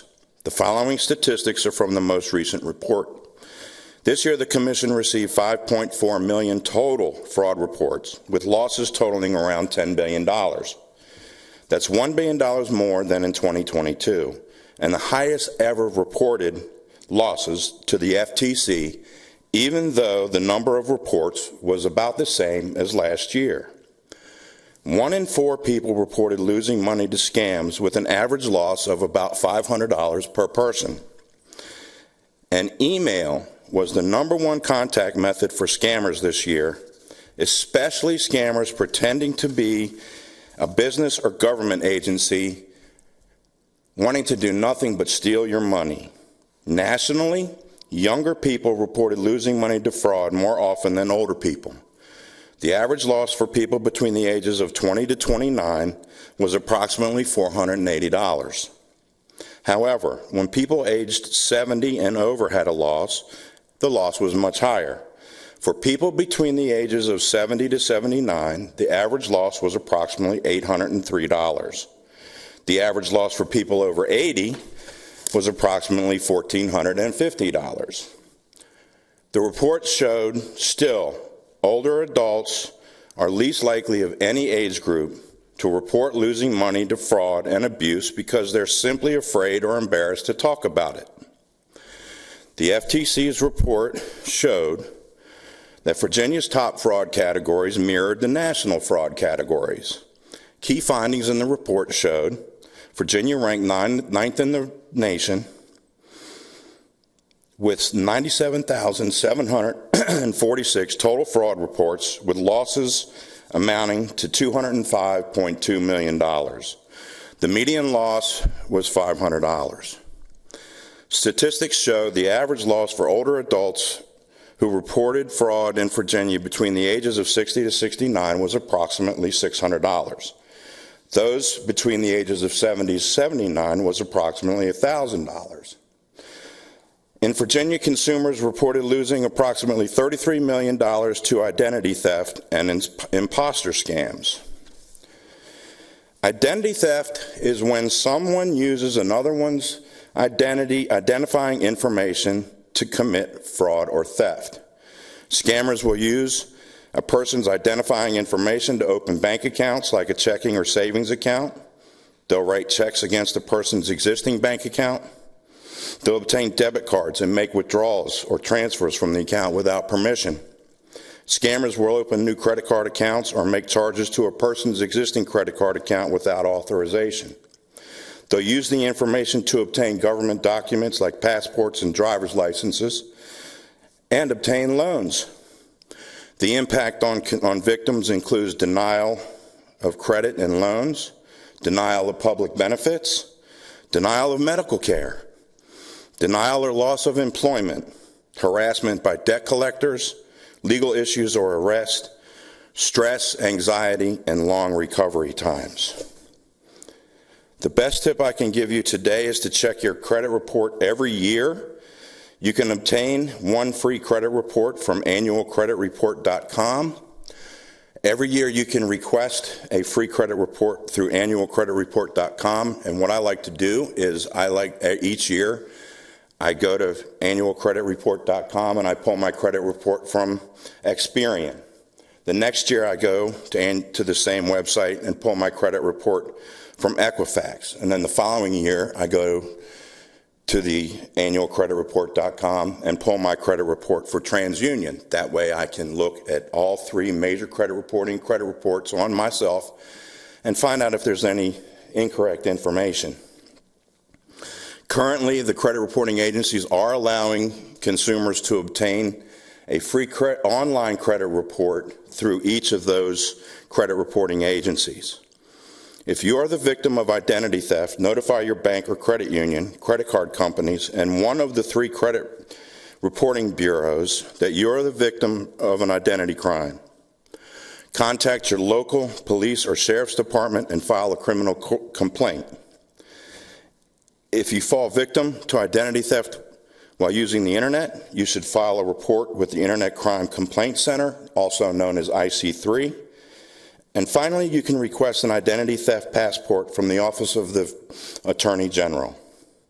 The identity theft passport is a card that you can carry and present to law enforcement or other individuals who may challenge you about your identity, should you become the victim of an identity crime. The passport is designed to serve as notification to help protect victims from unlawful detention or arrest for crimes committed by another under a stolen identity. I had the opportunity about 2 years ago to help a gentleman who called us who had been the victim of identity theft. I provided him with the information I just gave you all, and I told him about the identity theft passport that he could get from the Virginia Attorney General's office. He did go and obtain the identity theft passport. He called me about 6 months later and he told me he had gotten pulled over by a Fairfax County police officer for speeding. When the officer ran his information, there was an arrest warrant in Arizona for the gentleman. The gentleman kindly told the police officer that he had been the victim of an identity crime. He produced the identity theft passport. The police officer contacted the AG's office, confirmed the information, gave the gentleman his ticket, and sent him on his way. When you decide to get rid of financial documents, shred, shred, shred. If you don't have a shredder, look for a local shredding event in your community. If you don't see one coming up soon, take a marker and block out all the account numbers on your financial documents. Typically, imposter scams start with a telephone call or an email from someone who says they're with the IRS or you owe back taxes, or the Social Security Administration claiming there's a problem with your account. What time of year is it, everybody? It's tax time. If you haven't already gotten phone calls from scammers, you may in the near future. These people will threaten to sue you, arrest, or deport you if you don't pay up right away. They tell you to put money on a prepaid debit card or gift card and give them the card numbers. Gift cards are the #1 financial instrument used by scammers. According to the Taxpayer Advocate Service, which is an IRS internal watchdog, as of 2023, it takes the agency an average of 19 months, more than a year and a half, to resolve identity theft cases involving tax returns. The IRS and the Social Security Administration is not going to ask you to pay with prepaid debit cards, gift cards, or wire transfers. They also will not ask for a credit card number over the phone. When the IRS first contacts you about unpaid taxes, they'll do it by mail, not by telephone. And everybody remember that caller IDs can be faked. I personally have received scam telephone calls from the IRS, my bank, and the California Attorney General's office. This next slide shows some examples of imposter phishing texts that I have received from scammers posing to be from the IRS, Netflix, and the United States Postal Service. Here are some red flags. There are no company names in the hot links. There are misspelled words, poor grammar, and generally the layout is poor. The IRS is not going to send you a text message to inform you that you have an additional refund. They're just going to send it to you with an explanation. I can kind of confirm that. I made a mistake on last year's tax returns, and although it did not affect my overall refund, the IRS was kind enough to send me a letter telling me that just that they had fixed that error and everything was okay. The telephone number listed associated with the Netflix text is an unregistered telephone number.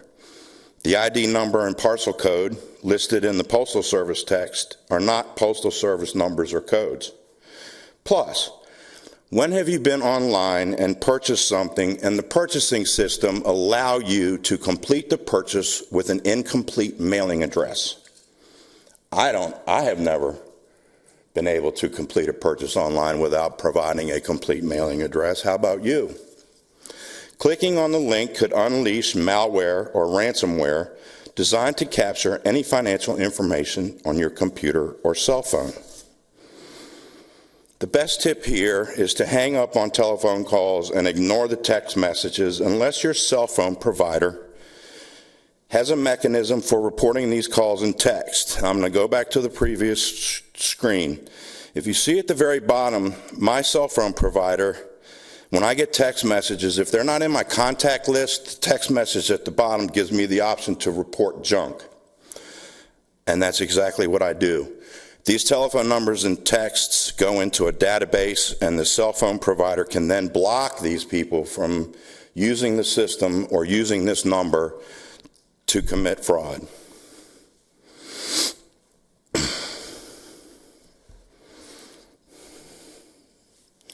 Virginia consumers reported losses totaling $29 million due to credit bureau fraud.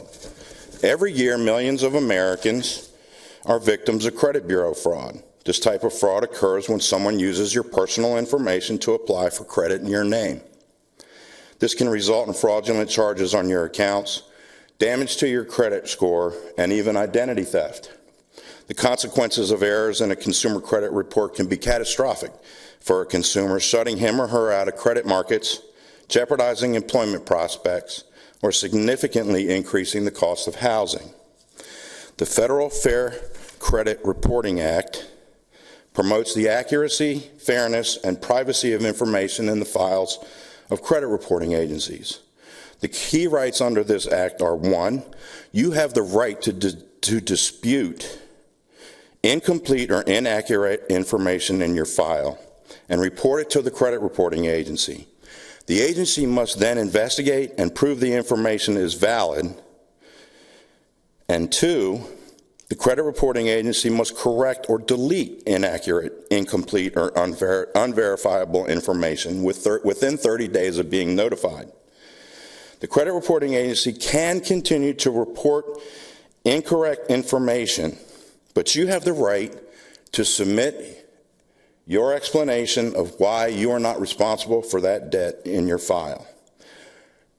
When you do that, anytime someone asks or runs your credit report, the credit reporting agency has to give them your position in writing. Virginians lost $14.3 million to online shopping scams.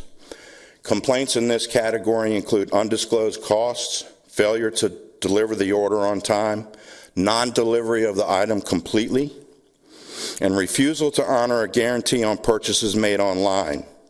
as well as businesses trying to prevent consumers from giving honest reviews about products and services they've purchased. I had a friend who was looking for some tennis shoes, some specific tennis shoes. There's Skechers blue canvas boat shoes that he wanted. This happened during the pandemic, but typically the online shopping scams go something like this. He was looking for these shoes and he did a Google search. Now, when you do a Google search these days, a lot of times when you hit enter and the results come up, at the top of the screen, you'll see several links to the product or good that you're searching for. But next to it, you'll see the word ad or sponsored. Believe it or not, scammers will pay internet search engines to put up a legitimate business's website. And as soon as you click on that link, it transfers you to the scammer's website. To make a long story short, my friend did a Google, he went to Skechers, he looked for the shoes. They didn't have them in stock. So as we all know, Amazon and there's other warehouse shoe stores that could have possibly carried these shoes, so he did a Google search. He found them listed under Skechers UK. He was like, okay, that's no big deal. I'll just, I'll pay for them and they'll take a little while to get here, but they'll get here. So 2 months goes by and he calls me up and he says, hey, Press, I ordered these shoes and they haven't come. What do you think happened? I said, well, can you go back and look at your URL history and see if the URL changed when you clicked on the link? And he says, no, it's been too long in order to do that. When he made the purchase, he got a text message receipt. Now, when you and I make purchases, 9 times out of 10, you're asked to provide your email address, and you get an acknowledgement by email and not by text. So when he told me that, I said it was the number at the top of the text, and he said, yeah. I said, Google the number. So he Googled the telephone number, and lo and behold, it come back, and it said, this telephone number is associated with a scam. So he spent the next half day at the bank closing his accounts and reopening his accounts.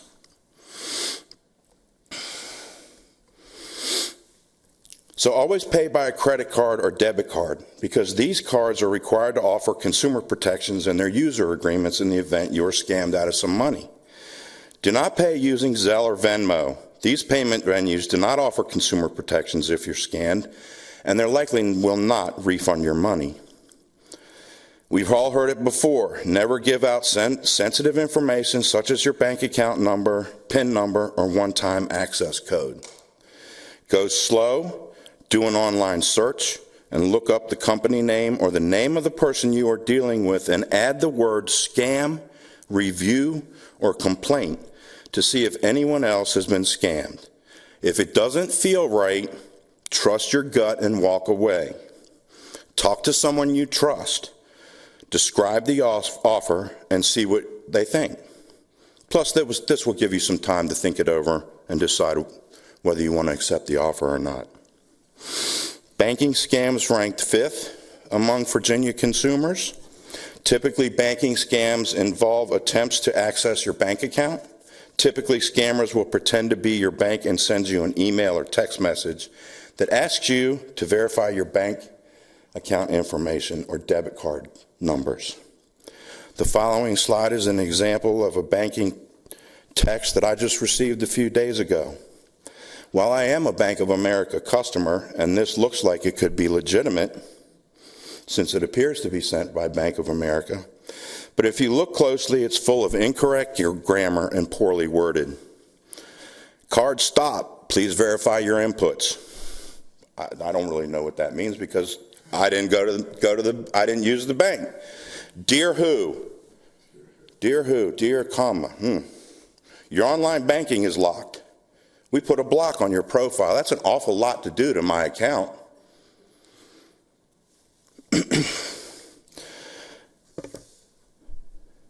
So, never use the correspondence method suggested in an email from your bank.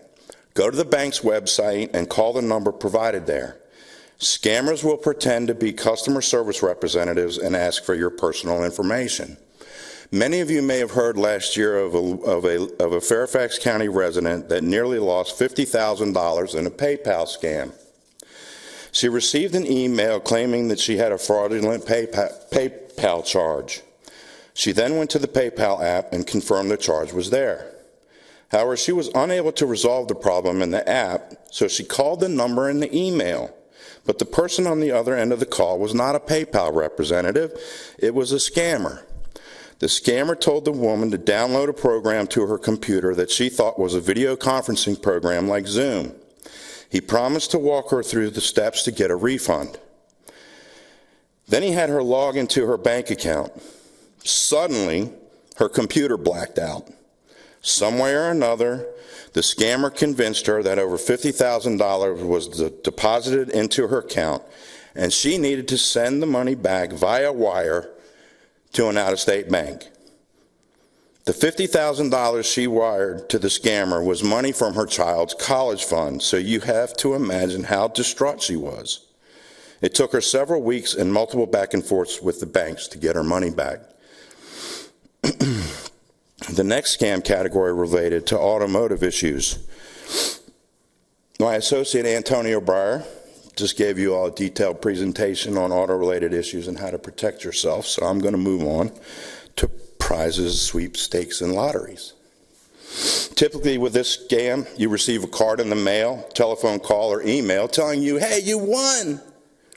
Maybe it's a trip or a prize or an iPhone or a new TV or a lottery or a sweepstakes. The person calling is so excited they can't wait for you to get your winnings. But guess what happens next? They tell you there's a fee or some taxes or custom duties to pay. Then they'll ask you for a credit card number or bank account information and ask you to wire money. Either way, you lose money instead of winning it.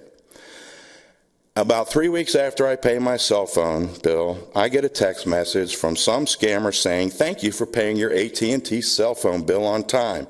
Here's a gift for you, and in the text is an embedded link to click on for more information on obtaining the gift.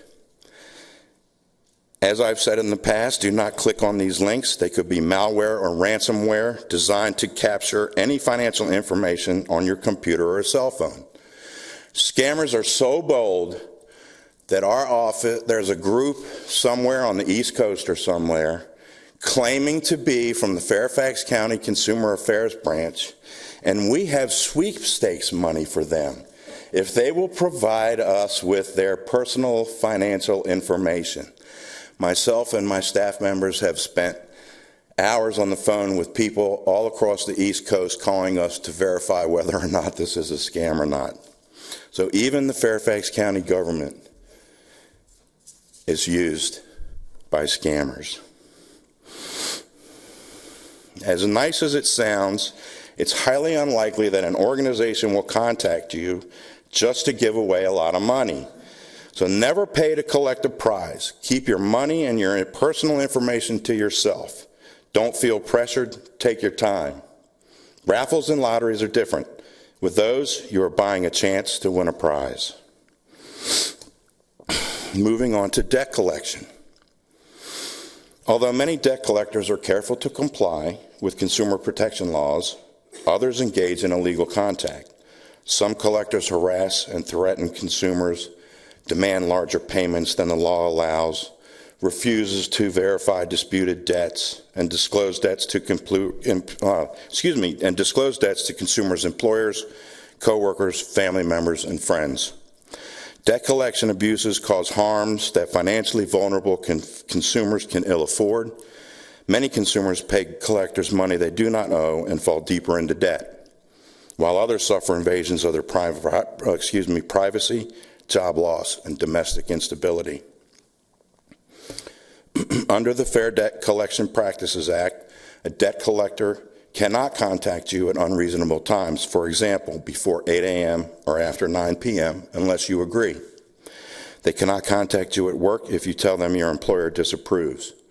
They cannot contact you after you notify them in writing to stop contacting you, but they can notify you if they plan to take a specific action, like take you to court. They cannot contact your friends, relatives, employers, or others except to find out where you live and work. They cannot harass you with repeated telephone calls, use profanity, or threaten to harm you. They cannot make any false statements or claim you will be arrested. They cannot threaten to have money deducted from your paycheck or sue you unless the collection agency or creditor intends to do so. The next three slides that I'll be showing you are additional resources. If you or someone you know is scammed, you can report fraud and bad business practices to the FTC at reportfraud.ftc.gov. You can also report identity theft to the FTC at identitytheft.gov. And everybody should be on the do not call list. You can register at donotcall.gov. The Fairfax County Consumer Affairs Branch does not handle complaints against financial institutions because they are exempt from the Virginia Consumer Protection Act. If you have a complaint regarding a bank, a mortgage company, PayPal, or any other banking type entity, you can report those to the Consumer Financial Protection Bureau at www.consumerfinance.gov/complaint. Another resource is the local office of the Virginia Attorney General, located on Main Street in Fairfax. They can be reached at 703-277-3540. We encourage our consumers to call us because if you call the Attorney General, the local office of the Attorney General, they may refer you to us anyway as your local consumer affairs agency. The Fairfax County Police Department's Financial Crimes Division investigates check fraud, credit card theft and fraud, embezzlement, false pretense, construction fraud, identity theft, and fraud prevention. We get an awful lot of phone calls from people who have said they've hired contractors to perform work in their homes, and these contractors disappear with their money without performing any work. That is considered construction fraud. If you've been the victim of a financial crime, please contact the Fairfax County Police Department by filing a report through their financial crimes online reporting website called FICOR. If you're unable to file a report on the computer, you can call the non-emergency line at 703-691-2131, and an officer will assist you. And finally, once again, the Fairfax County Consumer Affairs Branch is open for you all to contact us with consumer issues at 703-222-8435. I'd like to take this opportunity to thank you all for sharing your time with us this morning. I now turn over to Susan Jones.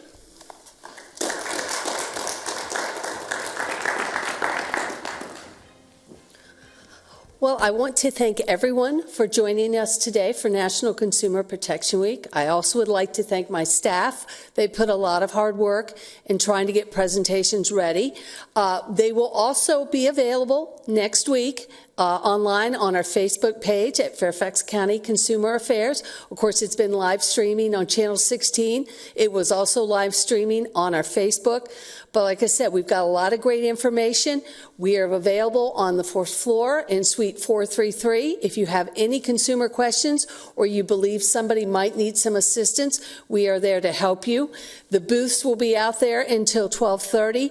I encourage you also to go by the Virginia Department of Treasury on our first break. I did actually go by, and apparently my family members all get refunds back. I unfortunately do not. So I would go out there because it is, you'd be amazed at how many people have unclaimed money that they can get. So please stop by. Like I said, if you have any questions, please join us. Once again, thank you so much for coming today. We've had a great week for National Consumer Protection Week. Thank you.